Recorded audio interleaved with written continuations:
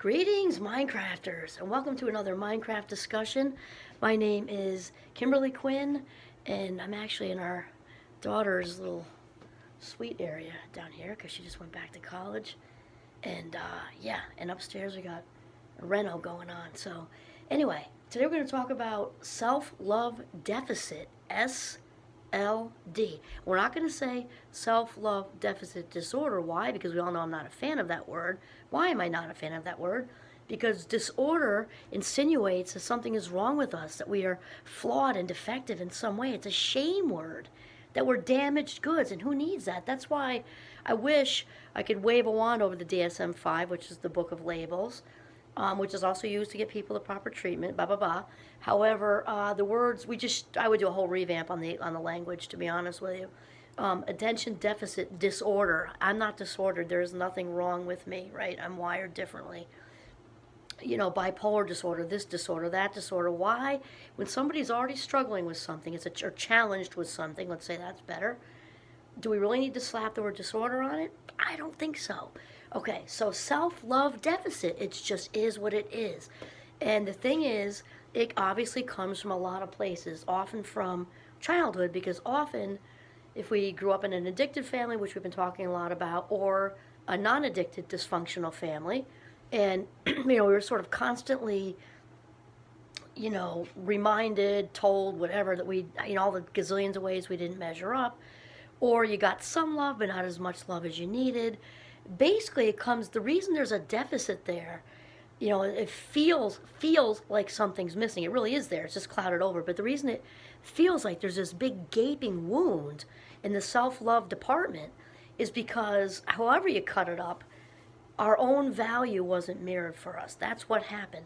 And again, I'm trying to put it out there that I'm explaining, describing, and not blaming.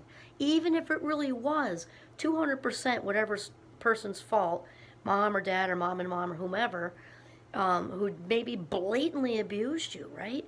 The thing is, we got to reel that stuff in with the blame at this point as grown-ups, because when we blame is out here, right? And that means we're dependent on change and healing out here, where the person might not even be alive anymore. So we don't want that. Okay, so we're going to bring that back in. We can explain and validate without blaming. Validation is very important. So self-love deficit is really the number one place you want to focus your life minutes on in 2022, because there is nothing more important or powerful than self-love. Nothing. We cannot fully love other people, our partners, our children even, our golden retrievers, anybody. We cannot fully be available to love other people if we don't love ourselves first. And obviously the big umbrella blanket of unconditional love is also acceptance and compassion, self-trust, all of it. But really, we often sort of scurry around putting our life minutes in all different, in all different directions. It just aren't important things. It just don't matter.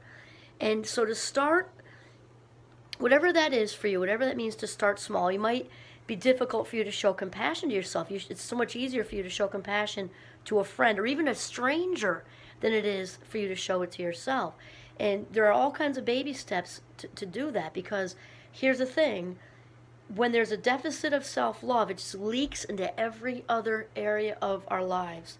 Our relationships, the workplace, anything we're doing really, and never mind all the internal dialogue that's going on. So it is the number one. Only when that self-value is uncovered can we live our best selves. So here's the thing. We're going to start out with talking about, or continue talking, we all came into this world as babies with self-love. Babies inherently know that they're loved. A 2-year-old wouldn't walk around saying, oh, look at my thighs. Oh, I don't think I look good in this. Oh, that's not my best angle. Ooh, look at my butt's too big, and, or a C, and then when we're seasoned, that just translates into other stuff.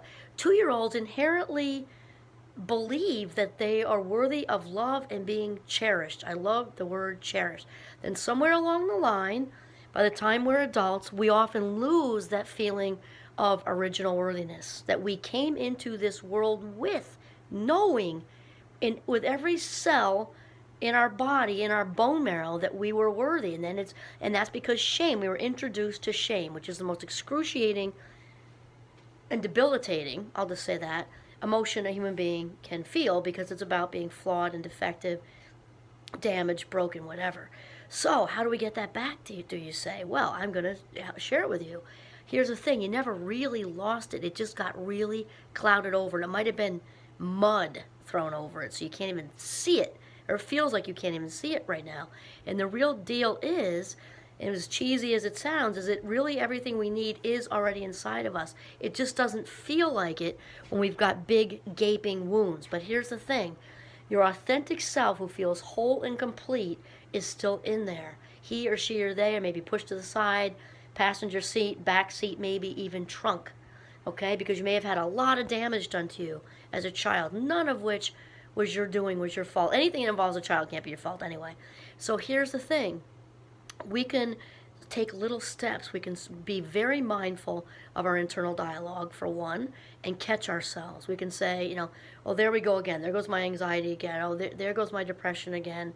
I'm not this enough. I'm not that enough. I'm not, enough. And catch ourselves in that, and we have to stop it. Just stop it.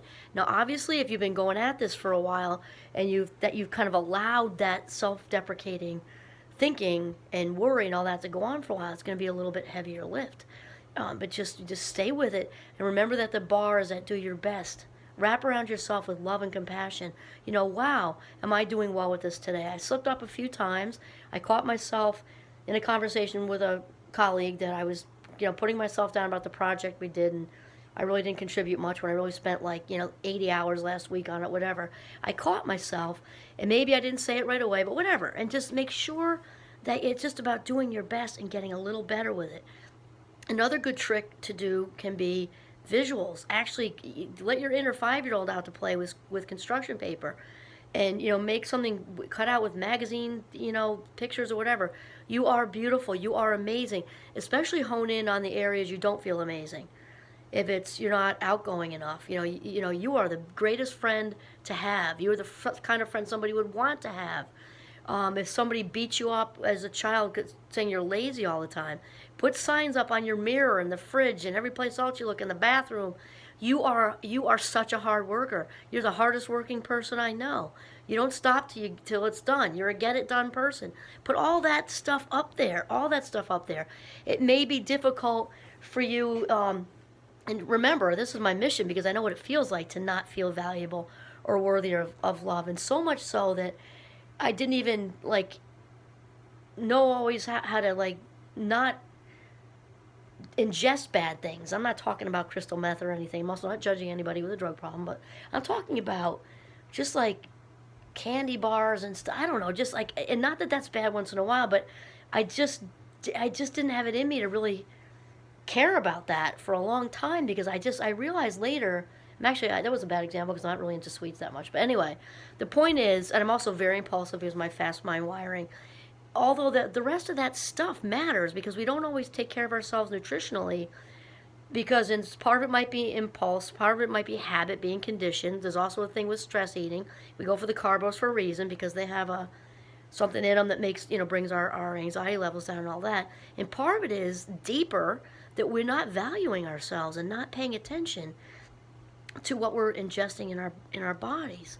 And it also might be, maybe you're not, as active, because part of that also, it can be complicated. Conditioning. It's dark and cold right now because it's winter. Oh, hi, Hamlet. He's right out the window. He's our big boy goat. He's the oldest one, the big bro. Anyway, there's so many ways to not take care of ourselves besides compassion. And here's as far as outward compassion, like the eating thing, the exercise thing, time for ourselves, all that.